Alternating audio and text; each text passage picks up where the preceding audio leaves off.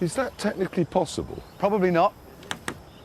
47 years, I've never been speechless. But in truth, Jeremy shouldn't have been that surprised, because as we were learning on our travels, bushcraft car maintenance is quite an art in Botswana. And that in turn made us think about one of our esteemed BBC colleagues. You know Ray Mears, the chap who's always walking through terrain just like this, explaining how you can make, I don't know, a multi-storey car park out of that. It's all very interesting, but he's never put a motoring slant on it, really. So we thought we'd give it a bash. In a section of the programme we're going to call Mears My Ride. For example, this component down here on Hammond's car is a leaf spring. And if that breaks when you're driving through the bush, you're in big trouble. Or are you? What you need is a piece of Mopane wood and a penknife. You whittle away at this for some time until you arrive at a leaf spring, such as this one that I made earlier.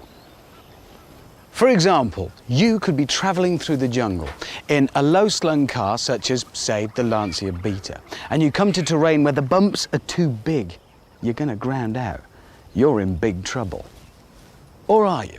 What you need is a piece of Mopane wood, which you whittle with your penknife until you've created these that I made earlier.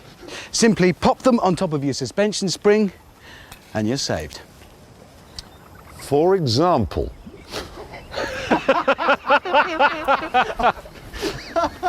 For example, if when you're driving through the bush your prop shaft snaps, you're in real trouble. Or are you? Because what you need is a piece of Mopane wood like this, which you whittle away with a penknife until you end up with something like this that I made earlier.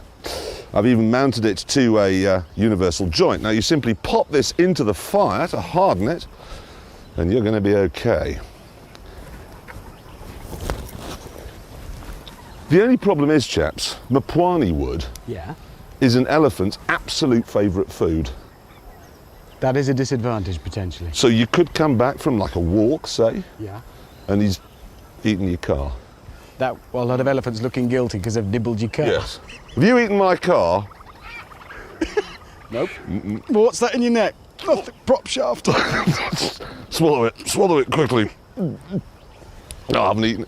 Oh no, I've set fire to the prop shaft. You have actually set fire to your prop shaft as well there. Nice one, Ray. Well done.